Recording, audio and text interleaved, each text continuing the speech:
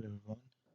Today we want to talk about Newton-Raphson method for powerful calculation. It's something like a Gauss-Seidel, so we have a lot of iteration in this method. So the base and the mathematical behind of the Newton-Raphson method is based on this curve. So we have this equation. We want to make it equal to 0. This is mathematical, not in power system. So this is nonlinear equation that we want to make it equal to 0. And then we want to solve this equation. So this red one is the equation that we have. We want to make it is equal to 0. So it will be this point, for example. Then we can use the derivative of this function to find the slope, and then based on some iteration we can find this point. So the way is that first, this is the first iteration that we have. First we make a guess. For example, we assume that x0 is the initial guess that we have, and the real solution, the thing that we want to reach to r, this point. So initial guess is something. We make an initial guess minus the value of the function at the initial guess divided by the derivative of that one at initial guess. So we solve this equation, we find a new value. Then we go for the second iteration. In the second iteration, we use the new value that we found. Again, we put in the minus function in this new value divided by derivative new value. Then we find the second iteration. Then we go for the third one, and to the end, to the final value. So until that, the difference between these two, for example, this x2, x1, x3, x2 to xn minus 1, the difference become very small. So then the error is very small, then we can stop. So as an example, assume that we have this nonlinear equation, f(x) is equal to x sinus x plus 5. And we want to solve this solution, for example, equal to 0, x sinus x plus 5 equal to 0. We want to solve this equation. So normally by linear tools, it's really hard to solve this one, but with Newton-Raphson, it's much easier. So we assume we have the initial guess x0 equal to 5.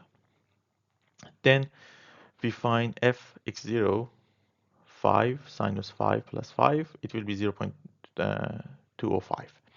Then we make a derivative of this one, it will be x cosinus x plus sinus x. Then we put 5 also on this equation, we find this value.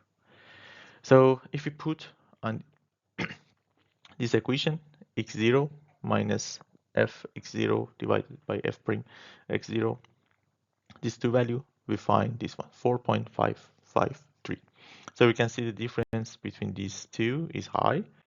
So we go for the second iteration.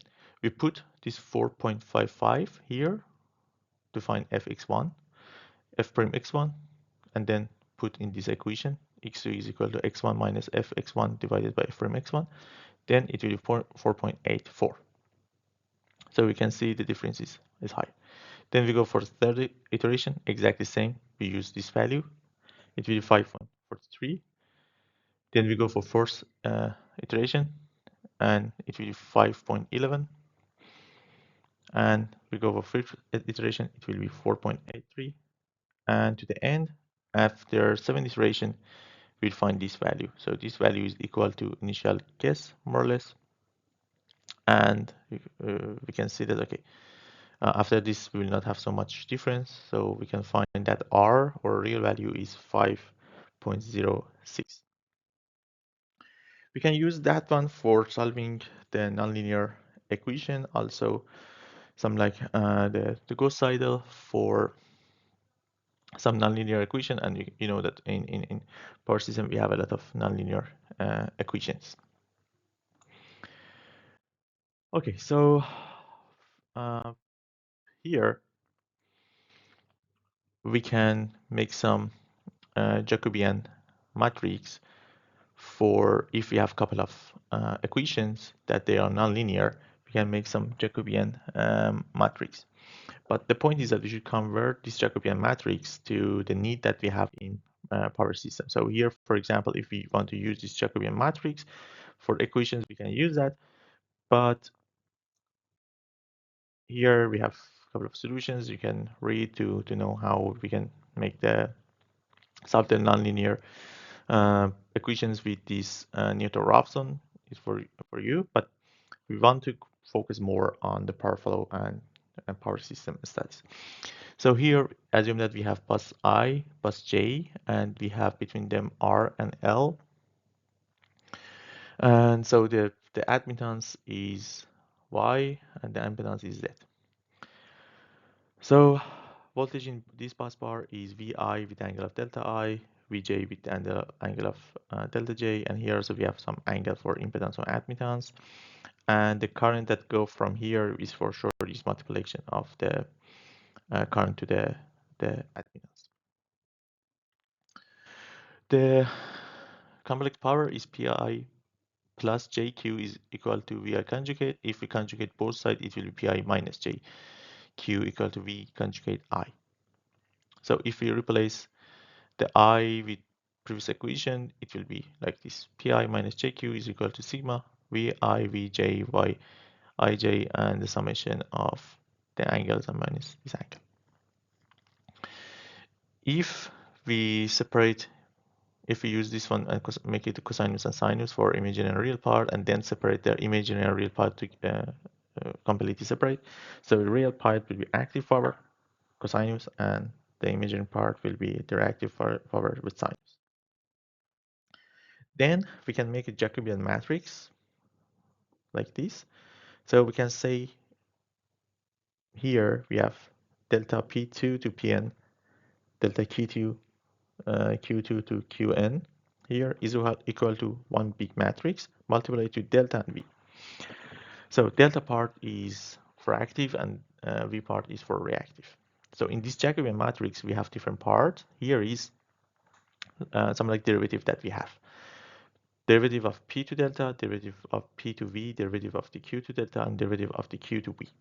So we need this matrix, and then we can find the any values that we want.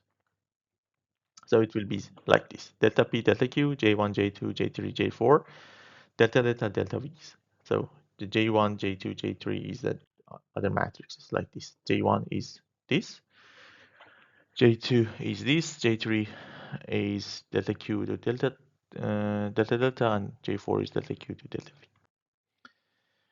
So if we have, for example, three different bus bars, that it will be like this: delta delta 2, delta delta 3, V2, V3, V2, P2, P3, Q2, Q3 should be 3, and then we have delta P, delta 2, delta P, delta V, delta Q, delta V, and delta Q, delta.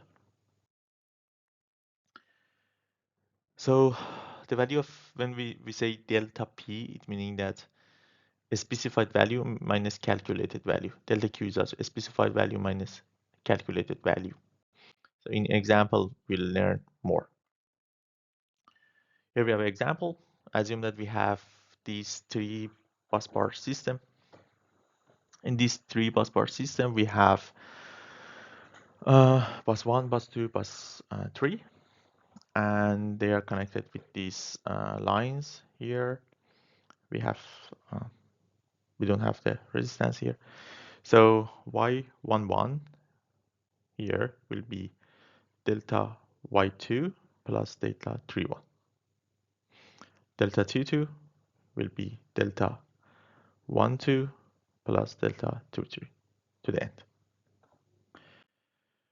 So if we want to make the Jacobian matrix, so P2 is V2, V1, Y21 cosinus theta 2.1 2.1 plus delta 1 minus delta 2.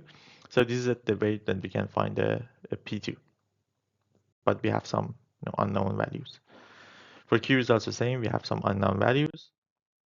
For P3 is also the same, Then based on unknown values that we have, delta to delta, then we can make these delta p to delta equations for making the Jacobian matrix.